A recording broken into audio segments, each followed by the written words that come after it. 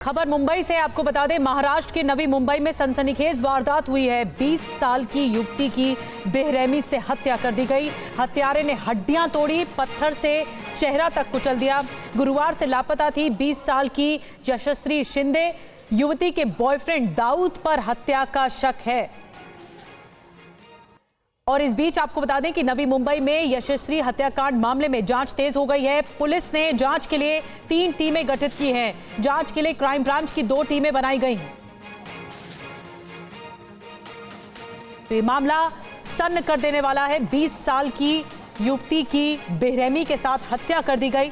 जांच के लिए क्राइम ब्रांच की 2 टीमें बनाई गई हैं जो इस पूरे मामले पर कार्रवाई कर रही हैं।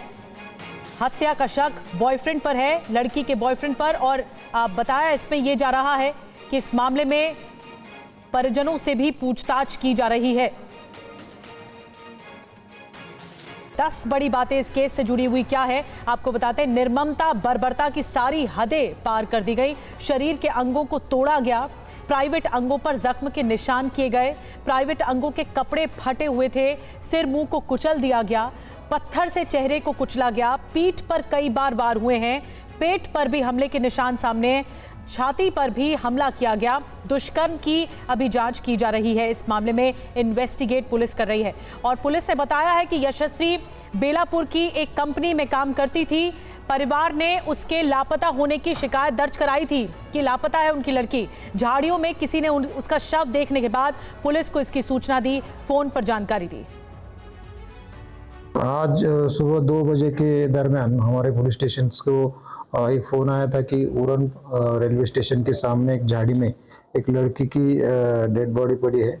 उसके बाद हम लोगों ने वहाँ पे पहुँचते ही तहकीकात करने के बाद ये पता चला कि ये तकरीबन 20 साल की एक लड़की थी। उसको किसी ने स्टैबिंग करके वो वहाँ पे उसका डेथ हुआ था। उसके सिलसिले में हम लोगों ने BNS 103 के तहत गुना दाखिल किया है और आगे का तपास कर रहे हैं।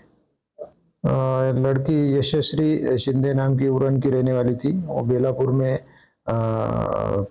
कुछ कंपनी में काम करती थी।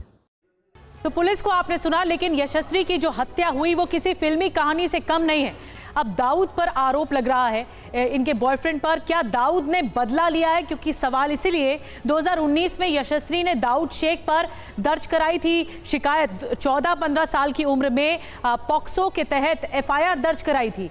ये मामला सामने आया। केस दर्ज होने के बाद दाऊद लंबे समय तक जेल में भी रहा और 25 जुलाई को लापता होने के बाद CDR से दरअसल कॉल डिटेल रिकॉर्डिंग से खुलासा हुआ। एक नंबर से यशस्वी की लगातार बात होने का खुलासा हुआ और जांच कराने पर वो नंबर दाऊद शेख का ही निकला, जो बात सामने आई। यशस्वी के लापता होने के बाद दाऊद की तलाश की जा रही। कैसे शक के घेरे में आया दाऊद, आपको बताते हैं। दाऊद शेख का फोन भी उसी दिन से बंद बताया जा रहा था।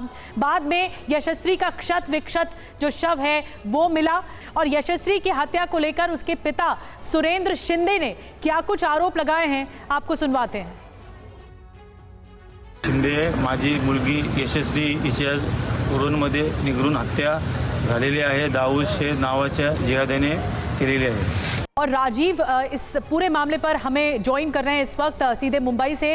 राजीव, ये बहुत ज़्यादा सनसनीखेज मामला है, दिल दहला देने वाला मामला है। बहुत बर्बरता और निर्ममता है इस पूरे केस में। लेकिन पुलिस अभी दाऊद शेख तक, उसके पास क्या जानकारी है पुलिस के बारे में? दाऊद शेख के बारे में क्या जानकारी पुलिस को मिल रही है? देखिए, दाऊद शेख अभी भी अनट्रेसेबल है, उसका फोन नॉट रीचेबल है। और इस बात का खुलासा इस तरह से हुआ कि जब यशस्वी की गुमशुदगी की रिपोर्ट दर्ज कराई गई और उसके बाद में उरन पुलिस ने CDR निकाला यशस्वी का, उसमें एक नंबर ऐसा था जिस पर लगातार यशस्वी की बातचीत होती थी। उसी नंबर को ट्रैक किया गया कि संभवतः ये यशस्वी का करीबी दोस्त हो सकता है।